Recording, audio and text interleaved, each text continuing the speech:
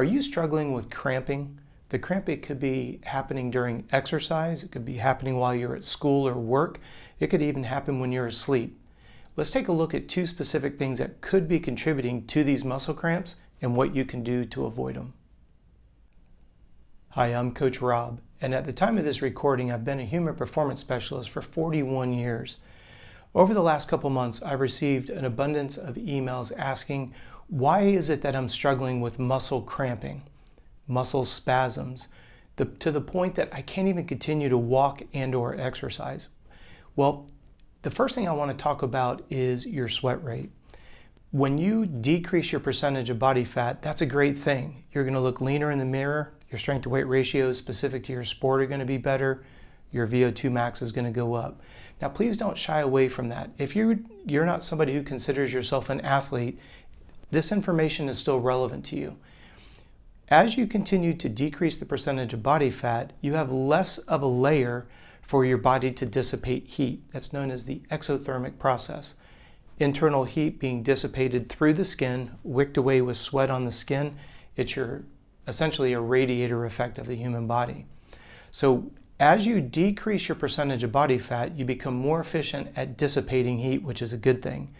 The problem that we run into is most of us don't know how much we are sweating when we were 5 or 10 pounds heavier.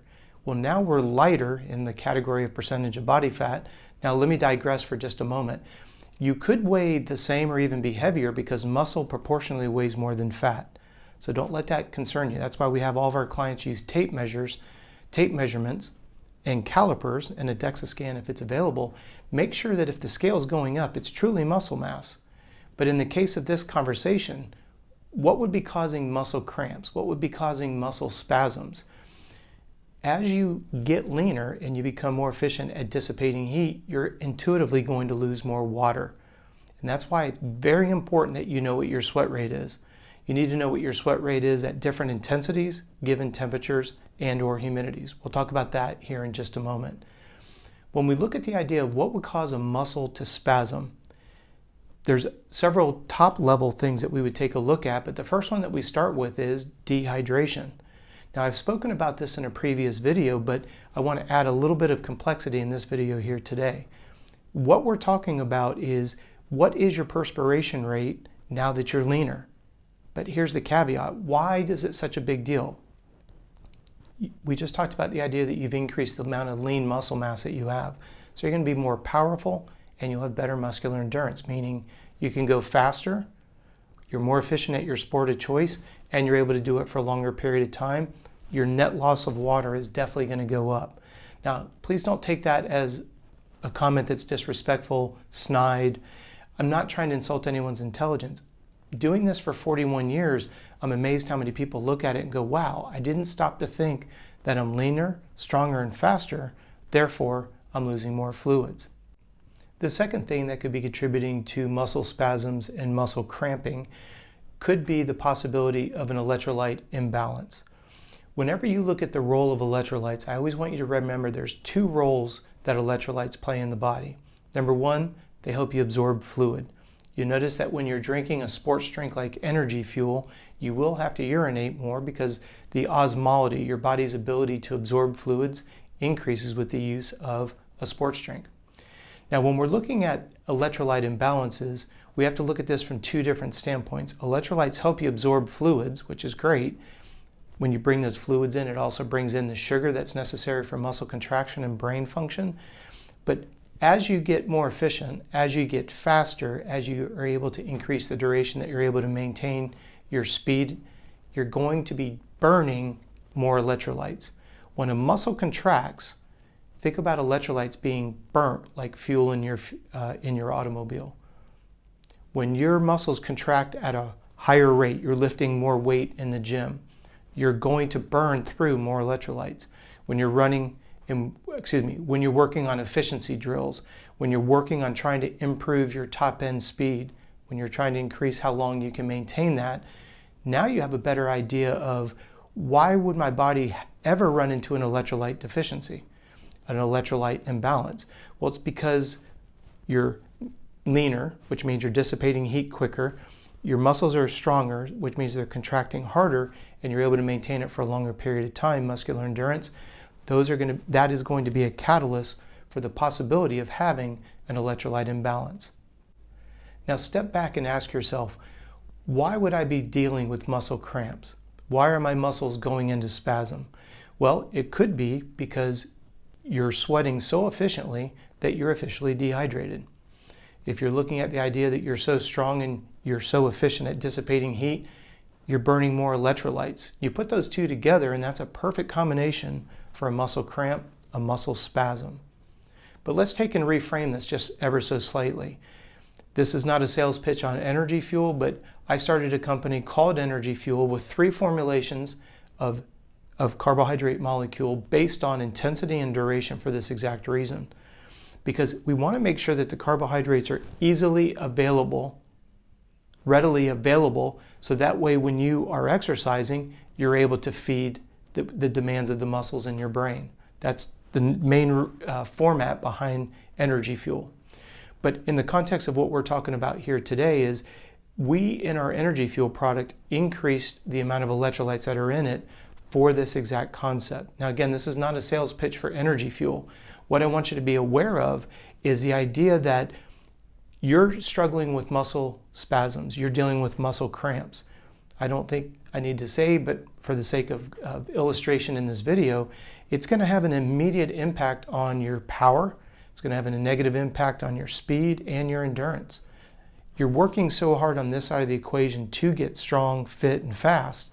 You're working really hard to increase lean muscle and drop body fat, but unfortunately it can kind of bite you in the behind a little bit because now you're losing more water and you're burning up more electrolytes. When it comes to calculating sweat rate, most people do it incorrectly. They only capture their beginning weight and their ending weight, and they think whatever the scale difference is, that is the amount of water and or sweat that they lost. So for illustration purposes, if you stepped on the scale at 150 pounds at the beginning of your workout, then you stepped on it afterwards and you were 150, most people would think that they lost 5 pounds. That's not true. Any fluid that you consumed between when you weighed in and when you weighed out, you have to add that in. So there's 16 ounces to a pound. So if I drank 32 ounces of fluid during my workout, I didn't lose 5 pounds on the scale. I actually lost 7. Now, there's one extra little caveat that I want you to pay close attention to. To the best of your ability, weigh yourself, at the beginning, weigh yourself at the end, calculate how much fluid you consumed, and do your level best not to urinate. If we're trying to calculate what your sweat rate is, we need to make sure that we don't lose fluids through urination because it's going to distort the scale. Think about that. If you went from 150 to 155, you consumed 32 ounces of fluid and you urinated, there's no way for us to know that that delta of change actually came through in the form of respiration and sweat. This is something that I hope you'll take very seriously because the range is 1 to 2%. If you don't sweat at least 1%, you've overhydrated. If you lose more than 2%, you're officially dehydrated. I know it's double negatives. Every time you go out and you exercise through respiration and bodily functions, you should lose some water weight. However, we don't want to lose too much. So you want to lose a minimum of 1, no more than 2%. The calculator in the description box is going to make it very easy for you. So please download it. Like I said, it's free and I want to make sure that you're using it. The reason why this is so incredibly important is because you're in the gym working on getting physically strong. You're working on your sport-specific strength and endurance and technique, only to have it undermined with a muscle cramp or a muscle spasm. And this is such an easy thing to avoid if you know what could be contributing to it. That's why I appreciate you've taken the time to watch this video. Thank you for sticking with me this long. I've had a couple videos that I've put out in the past where we've discussed what would be the catalyst of a muscle cramping. At a very superficial level, it's going to be dehydration, it's going to be electrolyte deficiency or too much load on the body.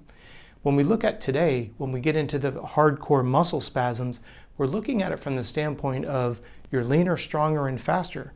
If you watched one of my videos a year ago and you've been putting in all the hard work, We want to make sure that you're keeping up with your hydration levels so that way you can still keep enjoying incremental improvement week over week.